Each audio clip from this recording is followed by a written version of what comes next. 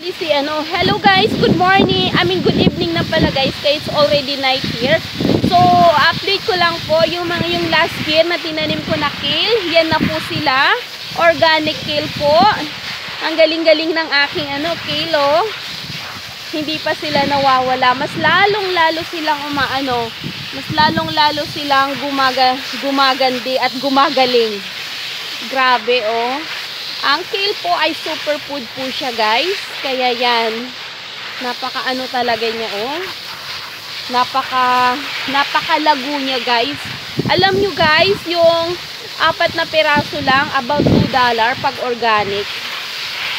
So, ngayon, hindi na ako bibili ng hindi na ako bibili ng kale.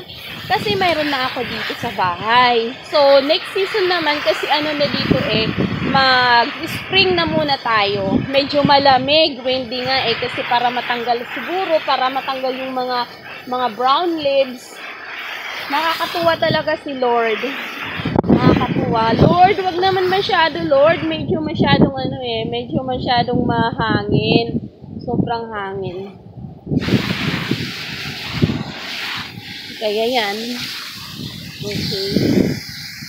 Ang galing-galing naman ng peppermint ko, oh. Grabe. Grabe, guys, yung aking mga tanim ngayon. Talagang natutuwa ako sa kanila. Yung how to propagate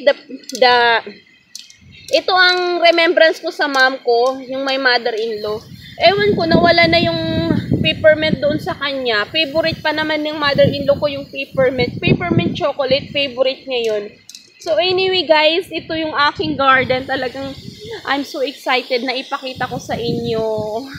Ang kale po talaga is superfood po talaga siya, guys. Napakasarap siya ilagay sa tinolang manok, tinolang chicken, at sinigang na baboy. Noon hindi ko siya na-appreciate, but based on my studies, based on my research, kale is one of the superfood and super healthy po siya, guys. I'm so happy na mayroon ako sa backyard ko ng ganitong vegetable. Ang mahal-mahal pa naman nito, guys. Alam nyo kung magkakano to, guys?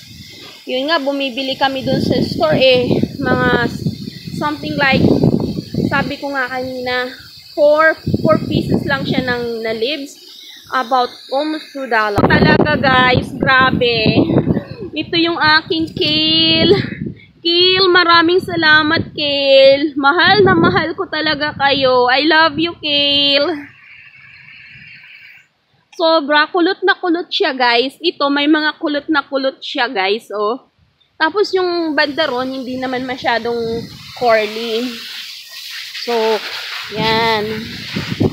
Nakakatuwa, guys.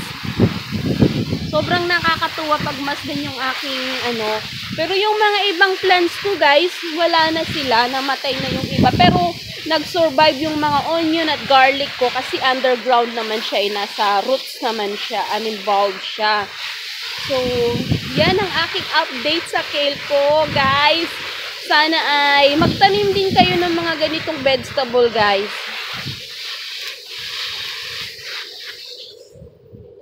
Oh, yun na nga. Tinatawag na ako ng boss ko, guys. Kaya, bye-bye muna tayo, ha? Bye-bye muna tayo, guys.